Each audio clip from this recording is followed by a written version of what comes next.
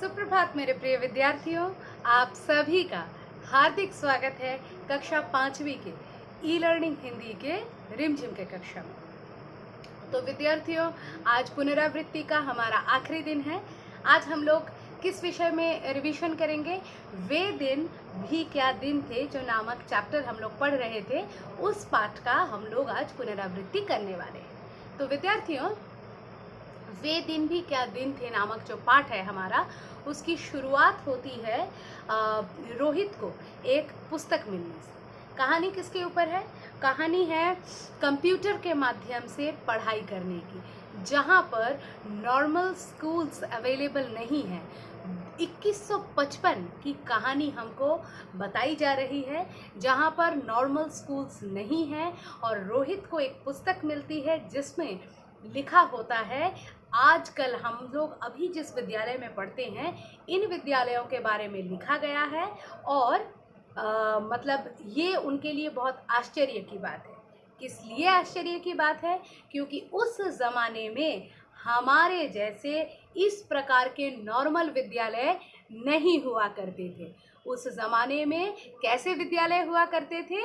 उस ज़माने में जो है बिल्कुल ही आज से उल्टे तरीके के विद्यालय, जो कि कंप्यूटर के माध्यम से चलते हैं। फिलहाल आप लोग फ़ोन के माध्यम से, कंप्यूटर के माध्यम से पढ़ रहे हैं, लेकिन तब के ज़माने में स्कूल नामक कोई संस्था ही नहीं हुआ करती थी। बच्चे कंप्यूटर के माध्यम से अपने घर से पढ़ते थे। कोई स्त्री पुरुष टीचर उनके नहीं हुआ करते थे। शिक्षक कंप्यूटर हुआ करता था, कंप्यूटर की मशीनरी हुआ करती थी। वो बच्चों के ब्रेन के अनुसार अपने आप को कस्टमाइज करके उतना ही उस बच्चे को पढ़ाता था जितना उसका आईक्यू ले पाता था। इस तरह से वार्षिक परीक्षा होना, फिर एक कक्षा से दूसरे कक्षा में जाना, इस टाइप का फॉर्मल एजुकेशन का सिस्टम नहीं होता है। तब क्या होता है कि जो है आपका कभी कभार जो है जब बच्चा एक पाठ पढ़ाया जाता है, वो उस पाठ को अच्छी तरह से समझ लेता है, तभी उसकी उस विषय में परीक्षा ली जाती है। और ये कस्टमाइज्ड एग्ज़ाम इसलिए होता है क्योंकि उस बच्चे की जितनी आईक्यू है, उसके आईक्यू के मुताबिक उसकी उतनी ही मतलब परीक्षा ली जाती है।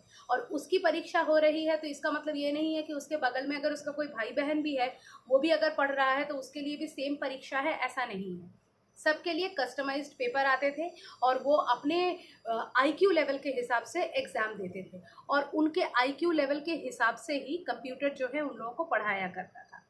तो रोहित कुम्मी का फ्रेंड है, कुम्मी को आके कहता है कि मुझको एक सचमुच की पुस्तक मिली। क्यों बोलता है? क्योंकि सचमुच की पुस्तक उन्होंने कभी देखी ही नहीं है। वे कैसे पुस्तक देखने के आदी हैं? कंप्यूटर में। जैसे हम लोग हमारे वो किंडल आईपैड जो होते हैं उनमें जो पढ़ते हैं ना, जैसे कि जिसमें बुक्स जो है पीडीएफ फॉर्मेट में मिलते हैं, ठीक है। और उनके बुक्स में क्या होता है, उनके अक्षर चलते हैं, स्क्रीन से ऐसे स्क्रॉल करके चलने वाले होते हैं। और हमारे बुक्स क्या होते हैं? नॉर्मल बुक्स होते हैं। हमारे बुक्स में हमारे अक्षर चलते नहीं हैं, वो तो स्टैटिक होते हैं। हम लोग पन्ना पलट के पढ़ते हैं और पन्ना हाथ से पलटना होता है। ये जानकर कुम्मी को बड़ी हैरानी होती है। बोलती है, अरे भाई, ऐसी कौन सी पुस्तक है जहाँ पर पन्ने को हाथ से पलटा जाता है? हम लोग तो भाई पन्ने पलटते नहीं, एक क्लिक करते हैं, पन्ना अपने आप पलट जाता है।